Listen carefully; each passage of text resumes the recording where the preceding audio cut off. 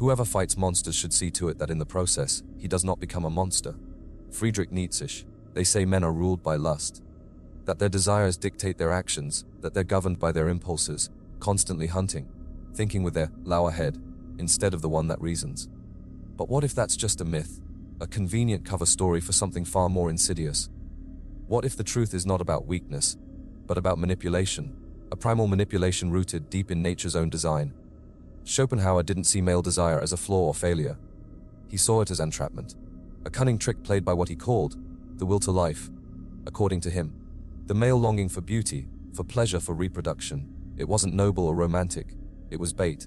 Nature's bait, a strategy to keep men enslaved to their instincts, blindly following the scent of attraction, believing they are choosing freely, when in reality, they are simply acting out a script written by biology. And now, centuries later, that script has evolved, adapted to our hyper-connected, hyper-visual world. What if I told you that men aren't as endlessly horny as they've been led to believe? What if their so-called lust is not a flaw in their character, but a result of their environment? A product of overstimulation, of being constantly exposed, cornered, and triggered by a society that turns seduction into spectacle. We say men are dogs, but we rarely stop to ask, who keeps throwing them the bone? Schopenhauer warned, what is beautiful is not what is good, but what is useful to the will. The modern woman, whether knowingly or not, has learned how to weaponize this truth. Not necessarily out of malice, but out of adaptation. In a world where attention is currency, the male gaze has become a resource. And where there's currency, there are those who learn to spend it. What we see today is not empowerment. It's not liberation. It's not confidence. It is calculated exhibitionism dressed up in the language of feminism. If my nipples want to be the center of attention, who am I to stop them? They ask. But this isn't rebellion. It's desperation in disguise.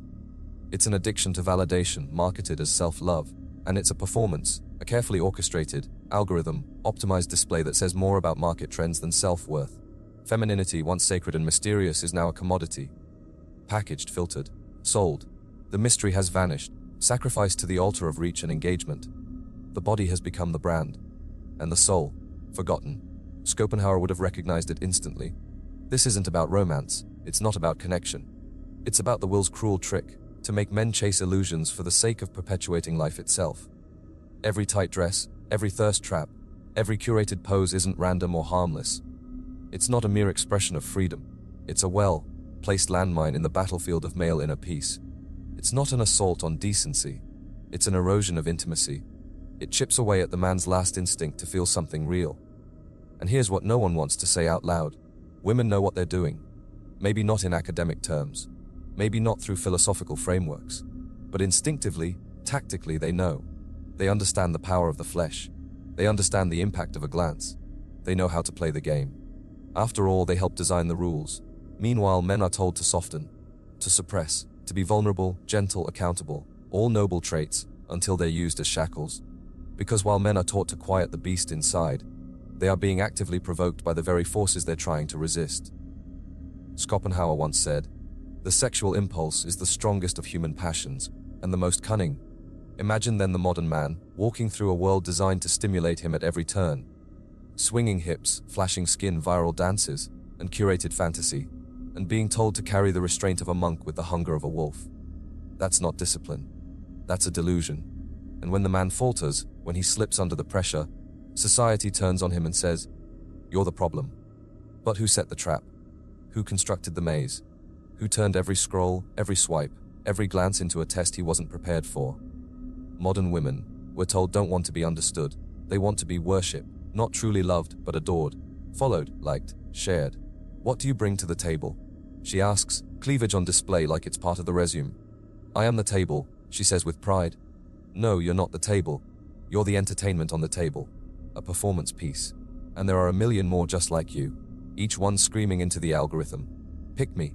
Validate me. Break for me. And when men choose not to invest, when they walk away, the accusation flies. Men fear strong women. No, we don't. What men fear is emptiness, illusion. They fear being lured into a dream only to find that behind the perfectly posed photos and polished captions is a hollow echo chamber. That's what modern femininity often is now. A collection of carefully chosen aesthetics presented with the confidence of queens, but grounded in the insecurity of orphans. And in doing this, by turning the body into a billboard, You rob men of something sacred. You take away his right to pause, his right to feel. You confuse his biology until he can no longer tell, is this real desire? Or am I just reacting to the show? Is he drawn to you? Or ambushed by your anatomy? Does he want you? Or is he just trying to survive the onslaught of stimulation that your performance has become? There is no space left for imagination, no room for subtlety, no quiet corner for real intimacy. And yet, in that same breath, you ask a man to be emotionally vulnerable, to connect, to open up, but he's been in a psychological war zone since breakfast. Schopenhauer said that the will deceives us, pulling us into desire only to abandon us in suffering. And you, modern woman, have made that cycle your weapon. You keep men hard and then wonder why they're not soft. You bait the beast and then punish him when he howls. You manipulate his biology and then shame him for his response. You expect sacred loyalty while selling yourself to the highest bidder of attention. You seek depth while flashing surface level appeal. You want men to drown in your soul, but all you give them is the shallow end of your flesh. And when men stop trying, when they ghost, when they disconnect, you cry, where have all the good men gone? But what were they supposed to do? They saw the pattern. They saw the setup. They saw that this wasn't intimacy, it was theater. And they chose silence over shame. Schopenhauer warned that beauty wasn't divine. It was diabolical. It wasn't a gift. It was a mask. A mask worn by nature's will to continue itself through illusion. And today, that illusion has become a lifestyle. You've turned it into an industry, a religion, a daily ritual. And in the process, you've created men who no longer know whether their feelings are real or just a side effect of manipulation. You say you want intimacy, but intimacy is not a photo, not a pose, not a viral caption. Intimacy is that fragile space between exposure and essence. It's the part of you that doesn't want to be seen, but dares to be known. But that space no longer exists, because before a man can even reach your mind, your body has already screamed at him. You've become a megaphone for arousal and then demand purity in response. You've created voyeurs and wonder why they don't stay. You've turned your skin into clickbait and wonder why no one invests in your soul. You've made vulnerability a trap, and then cry betrayal when men don't fall in. But this is not just your loss, it's everyone's.